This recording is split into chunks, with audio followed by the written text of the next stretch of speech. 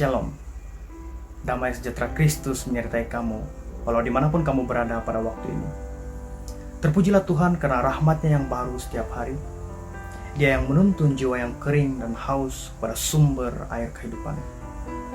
Firman-Nya seperti melodi yang merdu kepada orang yang mengasihinya, tetapi merupakan sandungan bagi orang yang tidak mengasihinya.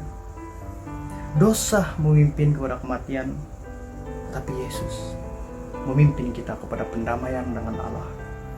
Terpujilah Tuhan atas segala rahmat-Nya. Seperti biasanya, saya ingin bertanya satu soalan wajib kepada jemaat-jemaat. Apa kabar? Luar biasa.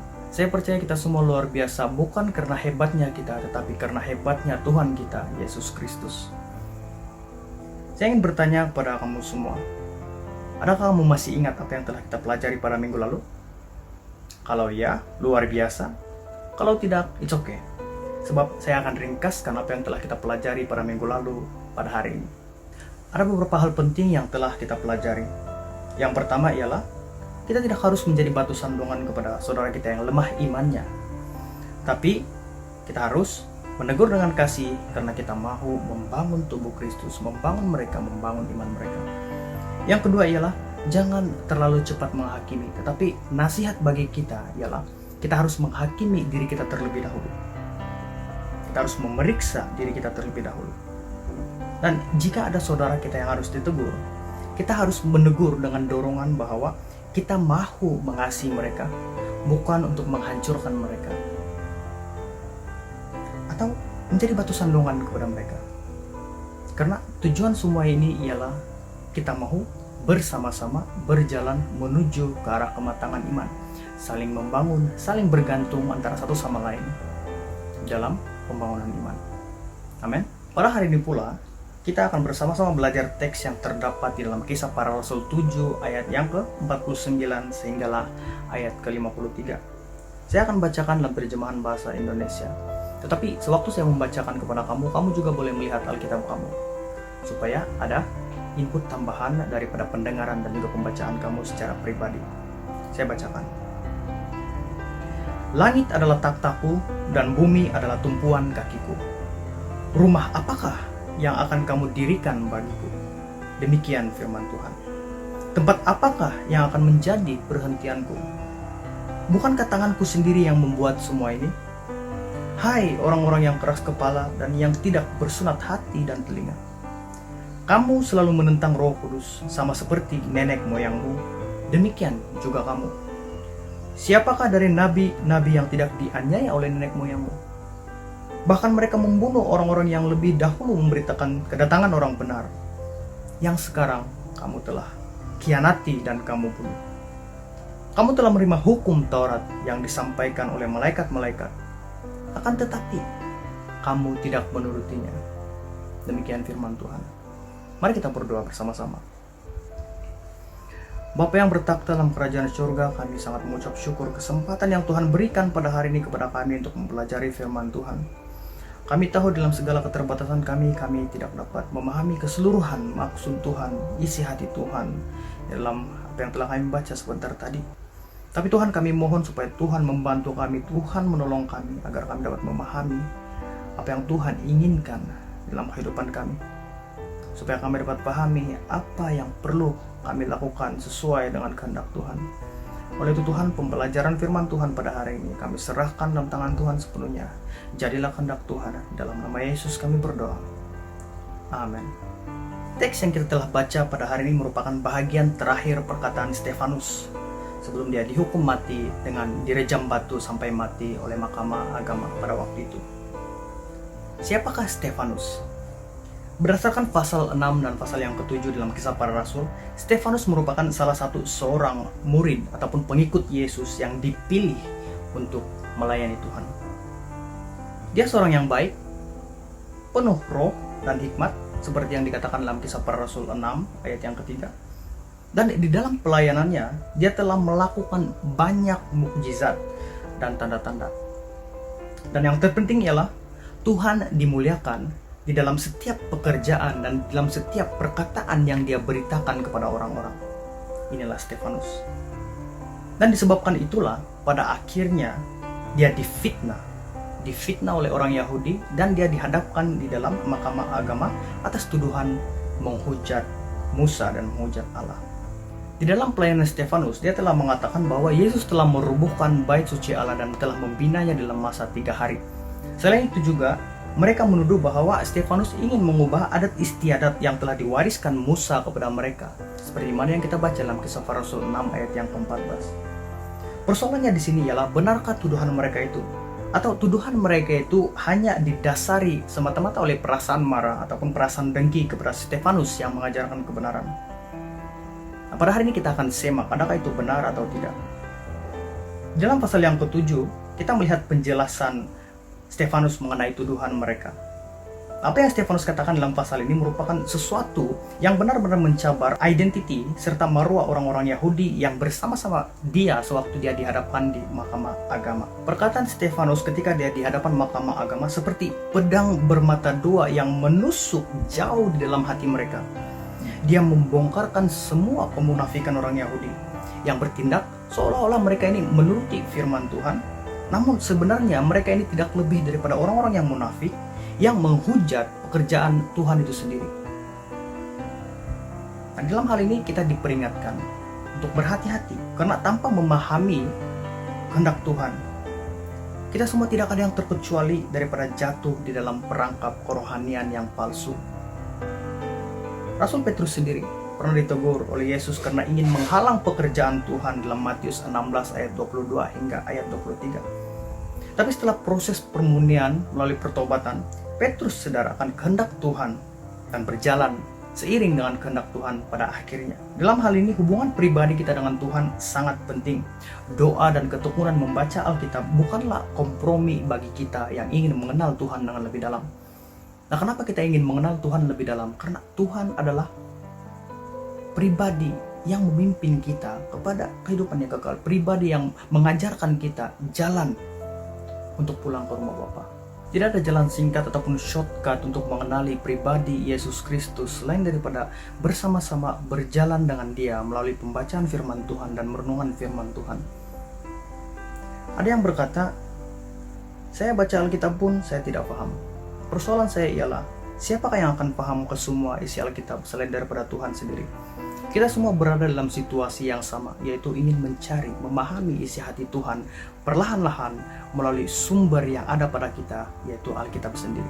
Iman bermula daripada pengetahuan kita tentang Yesus Kristus, dan daripada sanalah iman itu bertumbuh menjadi matang dan sempurna sewaktu kita menelusuri perjalanan iman dalam kehidupan kita. Selain daripada itu, ingin saya kongsikan bahwa firman Tuhan mampu menghibur hati yang sedih dan menguatkan jiwa yang lemah dalam penantian kita akan pengharapan yang dijanjikan Tuhan. Sebagai contoh, bagi orang yang tidak mengetahui janji Tuhan dan ada pengharapan di dalam Tuhan, mereka berpikir bahwa di dalam dunia ini apabila mereka terpisah dengan orang yang mereka kasih ataupun orang yang mereka sayang, tidak ada peluang untuk dipertemukan kembali. Tapi bagi kita orang yang percaya, kita sangat yakin bahwa di satu masa apabila Tuhan Yesus datang kedua kalinya, kita akan balik ke pangkuan Bapa dan kita akan dipertemukan dengan saudara-saudara kita yang telah pergi dahulu meninggalkan kita dalam dunia ini. Ini merupakan satu contoh yang sangat luar biasa bagi kita yang percaya dan mengetahui janji Tuhan. Oleh itu, saudara-saudara yang dikasihi Tuhan dan saudara-saudara yang dikasihi Tuhan, bacalah Alkitab, karena masih terdapat banyak hal yang belum kita ketahui, yang belum disingkapkan kepada kita, yang terdapat di dalam Alkitab. Dan semua ini menanti untuk kita singkap, untuk kita ketahui. Di dalam halnya orang Yahudi pada zaman Stefanus, mereka berpikir bahwa mereka ini pembela Tuhan. Bahkan mereka berpikir bahwa mereka mengenal Tuhan dan melakukan pekerjaan Tuhan. Mereka bahkan berpikir juga bahwa mereka ini pandai, tahu segala hal mengenai Tuhan. Dalam arti kata lain, kesombongan dan kemunafikan mereka mengaburi kebenaran yang ingin Stefanus sampaikan kepada mereka. Tetapi saudara-saudara dan saudara-saudara yang dikasihi Tuhan, mereka salah di dalam beberapa hal. Mereka tidak mengenal Tuhan, apalagi mengetahui isi hati Tuhan dan pekerjaan Tuhan. Jika tidak, mereka tidak akan membunuh Yesus. Dan mereka juga tidak akan menghukum Stefanus dengan merejam Stefanus menggunakan batu sehingga dia mati. Karena apa yang Stefanus lakukan selama ini, dia tidak menghujat Allah sama sekali. Apalagi bertindak untuk tidak menghormati bait Allah seperti tuduhan mereka. Tetapi apa yang diberitakan oleh Stefanus ialah mengenai seorang individu. Seorang individu yang telah datang di dalam dunia menggenapi kesemua yang tertulis dalam hukum Taurat. Seperti tuduhan mereka kepada Stefanus, yang mana dia dituduh menghujat Allah karena memberitakan bahwa Yesus akan merubuhkan bait suci Allah dan membinanya dalam masa 3 hari. Persoalannya di sini ialah, adakah mereka mengenal Tuhan? Karena jika mereka mengenal Tuhan, mereka pasti mengetahui bahwa Yesus tidak merujuk kepada bait suci secara fisikal, tapi merujuk kepada kematiannya dan kebangkitannya untuk menebus dosa manusia. Jauh daripada niat untuk menghujat Allah, Stefanus sebenarnya ingin mengalihkan perhatian mereka jauh daripada material dunia yang tidak kekal kepada yang kekal, yaitu Yesus Kristus, firman yang menjadi manusia, pendamai bagi Allah, dan pemimpin kepada kehidupan yang kekal. Dalam arti kata lain, Stefanus ingin mereka mengenal Allah dan pekerjaannya melalui pribadi Yesus Kristus. Yesus, domba yang tidak bercela, telah mati bagi kita dan bangkit untuk menunjukkan bahwa dia telah menang atas kematian. Dan karena kebenarannya, kita juga dibenarkan di hadapan Allah. Yang pada mulanya kita ini merupakan musuh Allah, tapi disebabkan oleh Yesus Kristus kita diberi anugerah pengampunan. Karena Yesus benar, Tuhan mengira kebenaran Yesus sebagai kebenaran kita. Oh, Tuhan adalah gembalaku, tidak kekurangan apapun. Dia memimpin aku ke dalam kehidupan yang kekal dan menyegarkan jiwaku. Orang Yahudi marah karena Stefanus memberitakan bahwa Yesus akan merubuhkan bait suci Allah dan membinanya di dalam masa 3 hari. Tapi ini semua cuma alasan semata-mata untuk membenarkan tindakan mereka untuk membunuh Stefanus. Tapi saya juga memahami apa yang dirasakan dan dipikirkan oleh orang Yahudi pada waktu itu. Yesus mengatakan dia akan merubuhkan bait suci ini dan membinanya dalam masa 3 hari. Tetapi menurut pengalaman orang Yahudi, mereka menghadapi kesukaran ketika mereka membina bait suci itu sendiri. Mereka akan masa bertahun-tahun untuk menyiapkan bait suci itu sendiri. Tapi Yesus mengatakan dia akan merubuhkannya dan membangunnya semula dalam masa 3 hari. Bukankah ini merupakan satu penghinaan ataupun cabaran bagi orang Yahudi itu sendiri? Siapa yang tidak marah jika ada orang yang mengatakan bahwa saya akan runtuhkan rumah ibadat kamu yang telah kamu bersusah payah membinanya? Tapi hal di sini berbeza. Mereka lebih mengagungkan rumah ibadat daripada mentaati firman Tuhan yang mampu memimpin mereka kepada kehidupan yang kekal. Mereka lebih mengagungkan bangunan daripada mentaati apa yang tertulis dalam kitab suci. Adakah kita seperti mereka yang lebih mengagungkan bangunan berbanding memikirkan cara bagaimana kita dapat membina hubungan yang lebih matang dan sempurna dengan Yesus Kristus? Di dalam pasal yang ke-7 ayat yang ke-49, Stefanus memetik perkataan daripada perjanjian lama yang berbunyi demikian. Langit adalah takhtaku dan bumi adalah tumpuan kakiku. Rumah apakah yang akan kamu dirikan bagiku? Demikian firman Tuhan. Tempat apakah yang akan menjadi perhentianku? Dan ayat yang ke-50, bukankah tanganku sendiri yang membuat semua ini? Apakah maksudnya di sini? Maksudnya di sini ialah kemuliaan Tuhan begitu besar sehingga ia tidak dapat dibendung oleh mana-mana bangunan yang kita pikir adalah rumah Tuhan. Tapi cukup untuk kita mengetahui bahwa di mana ada 2 atau 3 orang yang berkumpul di dalam nama Tuhan, Tuhan berada di sana. Entah di tempat kerja kamu, di dalam gereja, di rumah kamu, atau di mana saja, Tuhan berada di mana-mana karena Tuhan Maha Hadir. Tapi apa yang penting ialah bagaimana kita mau membina hubungan dengan Tuhan lebih erat lagi hari demi hari. Saya ingin membacakan Yeremia 7 ayat 4 hingga 7 pada kamu semua. Demikian bunyi Yeremia 7, 4 hingga 7. Janganlah percaya kepada perkataan dusta yang berbunyi, ini bait Tuhan, bait Tuhan, bait Tuhan. Melainkan jika kamu sungguh-sungguh memperbaiki tingkah lakumu dan perbuatanmu, jika kamu sungguh-sungguh melaksanakan keadilan di antara kamu masing-masing, tidak menindas orang asing, yatim dan janda, tidak menumpahkan darah orang yang tidak bersalah di tempat ini, dan tidak mengikuti Allah lain yang menjadi kemalanganmu sendiri, maka aku mau.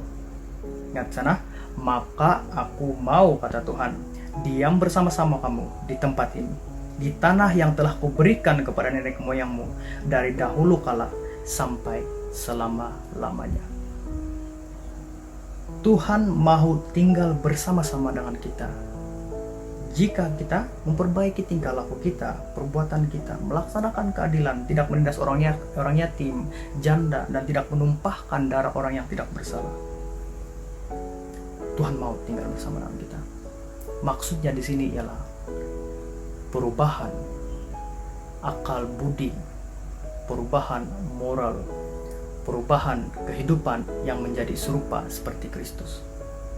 Secara ringkasnya, bukan kita yang menetapkan di mana rumah Tuhan, tetapi Tuhan yang memilih sama ada Dia mau tinggal bersama dengan kita atau tidak berdasarkan kasih dan hubungan kita kepada Tuhan.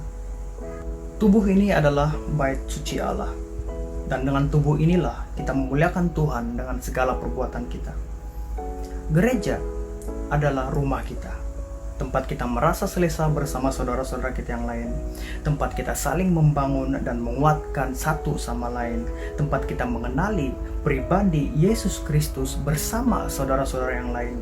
Dan di gereja, tempat kita bertumbuh, bersuka cita, bahkan menangis bersama-sama waktu kita menantikan kedatangan Tuhan. Ada yang mau menganggap gereja sebagai rumah?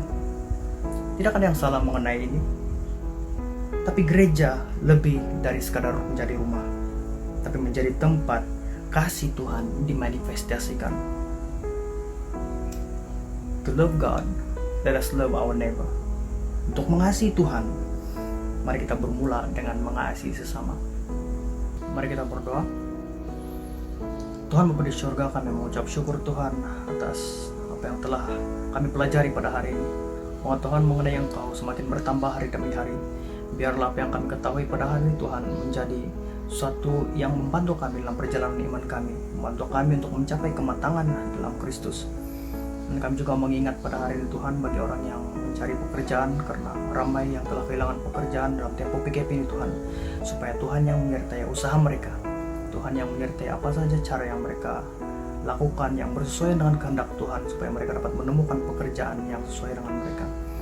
Kami juga mau berdoa Tuhan bagi mereka yang sakit, supaya Tuhan yang memberikan penghiburan pada mereka, dan begitu juga dengan keluarga mereka. Tuhan yang menghibur, Tuhan yang mengingatkan mereka kembali tentang pengharapan di dalam Tuhan, janji yang Tuhan sediakan bagi setiap orang yang percaya. Tuhan Bapa di surga, kami juga mau mengingat saudara-saudara kami yang berada dimanapun sekarang, yang kami tidak ketahui di mana mereka, tapi Tuhan adalah pengharapan kami untuk melihat mereka, menjaga mereka, dan memberkati mereka.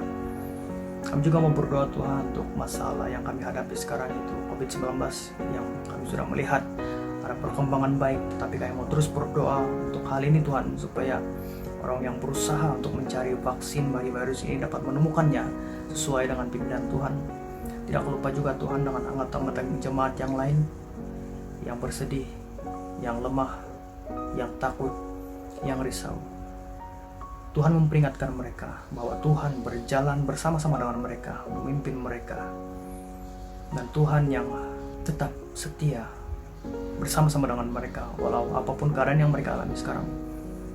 Selain itu juga Tuhan, kami mau serahkan aktiviti-aktiviti gereja yang tertangguh, yang bakal akan dijalankan dalam masa-masa yang sesuai nanti, supaya walaupun aktiviti ini sudah tertangguh, tidak mengikuti jadwal yang asal, tapi kami masih tetap ada kekuatan, ada semangat untuk melaksanakannya. Semua ini kami lakukan untuk kemuliaan Tuhan. Tuhan, jadilah kehendak-Mu Tuhan dalam kehidupan kami. Pimpin kami Tuhan, sertai kami Tuhan. Hanya Tuhan sumber pengharapan kami. Di dalam nama Yesus kami berdoa. Amin.